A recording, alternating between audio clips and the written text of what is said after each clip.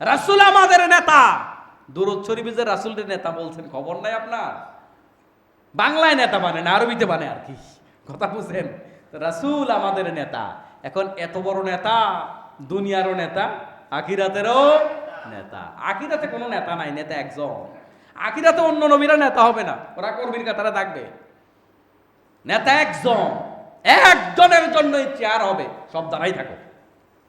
কোন নবী কোন পয়গাম্বর সব দাঁড়াই থাকো, বসার জন্য চেয়ার একটাই থাকবে, বিশ্বনবী মুহাম্মদুর রাসূলুল্লাহ সাল্লাল্লাহু আলাইহি ওয়াসাল্লাম। তার জন্য মাকামে মাহমুদ থাকবে। এজন্য আমরা প্রত্যেক নামাজের পর আল্লাহর কাছে দোয়া করি, মাকামাম মাহমুদ লিল্লাযী ওয়া'আদতা। আপনি যদি আল্লাহর কাছে প্রত্যেক আজানের পরে এই দোয়া করতে পারেন, রাসূল বলেন তার জন্য আমার শাফায়াত ওয়াজিব হয়ে যায়। সুবহানাল্লাহ।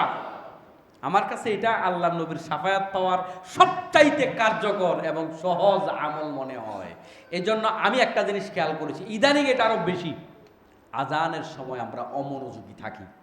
আজানের পরে দোয়া পড়ার চিন্তা করি না। আজান শুনলাম না সেটা ভিন্ন বিষয়, আজান শুনলেই আজানের পরে অবশ্যই দোয়াটা পড়বেন, কারণ এই দোয়া আপনাকে রাসূলের শাফায়াত পেতে সাহায্য করবে। এবং রাসূল বলেছে শাফায়াত ওয়াজিব হয়ে যায়। রাসূল যদি শাফায়াত করে, আল্লাহ কি ফিরায় দিবে? রাসূলের মতো মহামানব যদি আল্লাহকে আপনার জন্য ক্ষমা চায় আল্লাহর কাছে, আল্লাহ পাক কি আপনাকে ক্ষমা করবে না?